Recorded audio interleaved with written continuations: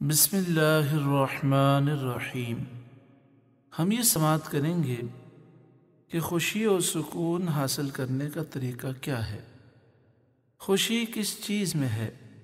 لوگ خوشی وہاں تلاش کرتے ہیں جہاں اس کا وجود نہیں۔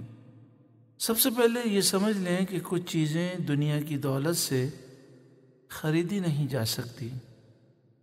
ان میں سے دو چیزیں یہ ہیں، خوشی اور سکون۔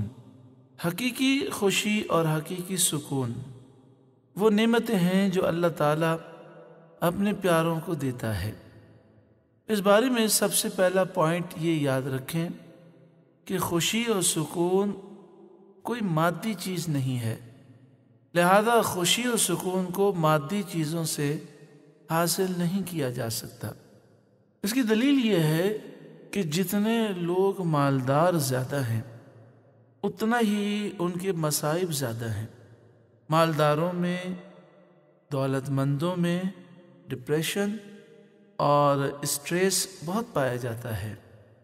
آپ دیکھیں گرین لینڈ، جس کی پر کیپیٹا انکم جو ہے 54,471 ڈالر ہے، لیکن 2019 میں سب سے زیادہ خودکشی کرنے والا ملک تھا۔ ڈپریشن میں امریکہ دوسرے نمبر پر ہے اور آسٹریلیا چوتھے نمبر پر ہے۔ گریس، جس کی پر کیپیٹا انکم 30,000 ڈالر سے اوپر ہے، جہاں کا صحت کا نظام، ہیلتھ کیئر کا نظام 175 ملکوں سے بھی اچھا ہے، مگر دنیا میں سب سے زیادہ اسٹریس، ٹینشن گریس میں پایا جاتا ہے۔ تو اس سے معلوم ہوا کہ خوشی اور سکون کا تعلق مادیات سے نہیں ہے۔ 11 مہینے دن میں کھاتے پیتے ہیں، مگر رمضان کے مہینے میں بسا اوقات سخت گرمی میں دن میں 15 گھنٹے بھوکے اور پیاسے رہنے میں وہ سکون اور خوشی ہے جس کا انتظار 11 مہینے رہتا ہے۔ احرام کی 2 چادروں میں ہوائی چپل پہن کر منا، عرفات، مزدلفہ کی تکلیفیں سہنے میں وہ راحت ہے جو بڑے بڑے بنگلوں میں نہیں۔ الا بذکر اللہ تطمئن القلوب، سن لو دلوں کا چین صرف اللہ کی یاد میں ہے۔ خوشی اللہ کی یاد میں ہے۔ قرآن پاک کی تلاوت میں خوشی اور سکون ہے۔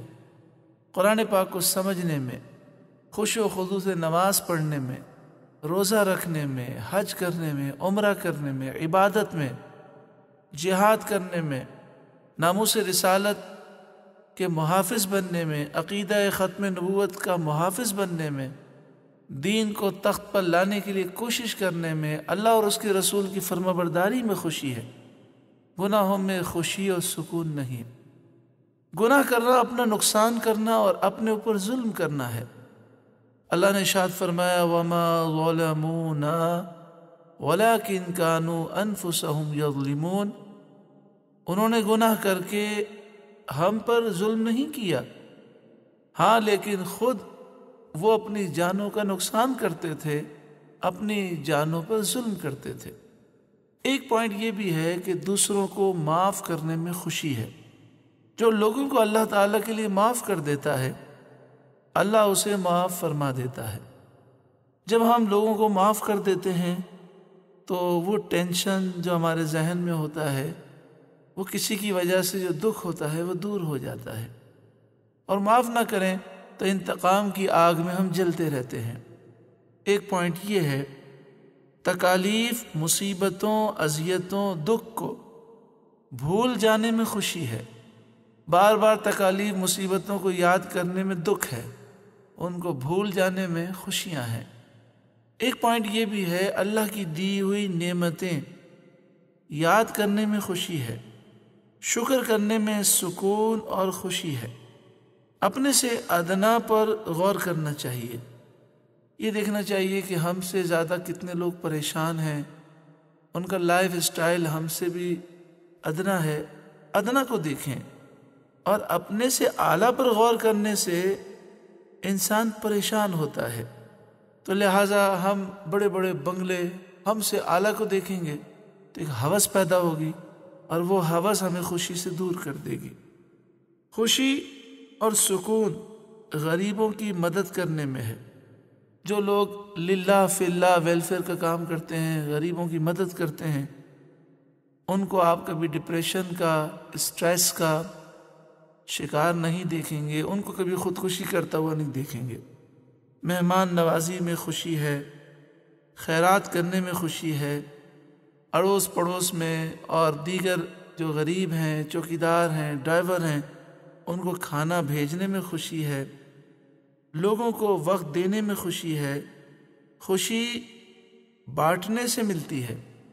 دوسروں کو خوشیاں دیں گے تو ہمیں خوشی ملے گی، لوگوں کے دکھ دور کریں گے تو ہمیں خوشی ملے گی۔ مریض کی تیمارداری کرنے میں خوشی ہے، پریشان لوگوں کی باتیں سن کر ان کو تسلی دینے میں، ان کا بوجھ ہلکا کرنے میں خوشی ہے۔ ریسرچ کے مطابق جو لوگ اکیلے رہنے کے عادی ہوتے ہیں وہ ہمیشہ پریشان اور بیمار رہتے ہیں۔ خوشی اور سکون رشتہ داروں کے حقوق ادا کرنے میں ہے، تعلقات اور روابط کو قائم کرنے میں ہے، دوستوں، اہل خانہ، عزیزوں سے قرب میں خوشی ہے۔ دوستوں کی محفلیں آپ کو مسرور اور خوش کرتی ہیں۔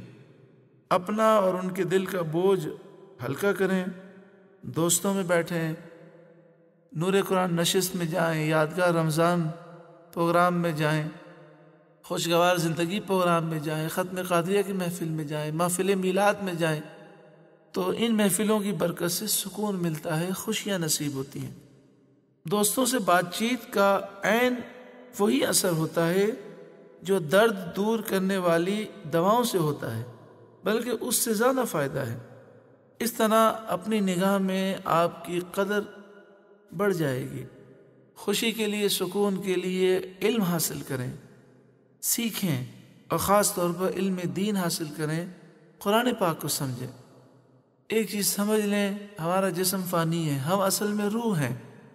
جو آج میں نہیں جی رہا وہ دو پچھتاؤں میں رہے گا، وہ ماضی کے لوز پر افسوس کرے گا یا فیوچر کے خوف میں مبتلا ہوگا۔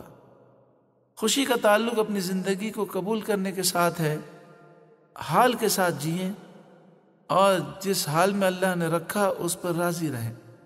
حضور غوث اعظم رضی اللہ تعالیٰ عنہ فرماتے ہیں، راحتیں اور کامل راحتیں اللہ کی رضا پر راضی رہنے میں ہے۔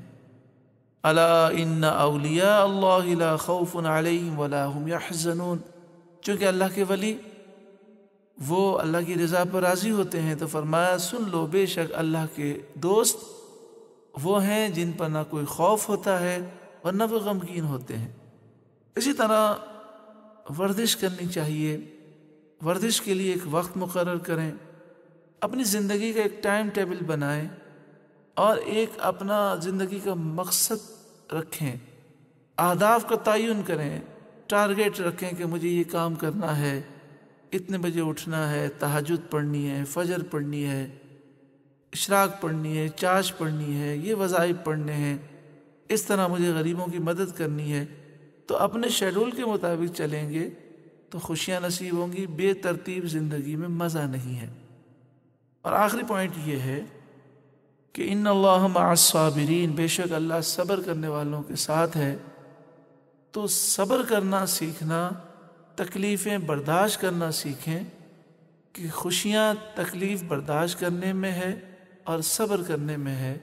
اللہ رب العالمین ہمیں دنیا اور آخرت میں کامیابی نصیب فرمائے، خوشحالی نصیب فرمائے، خوشیاں اور سکون عطا فرمائے، اور ہمیں ان باتوں پر عمل کی توفیق عطا فرمائے۔ آمین بجاہ سید المرسلین صلی اللہ علیہ وآلہ وسلم۔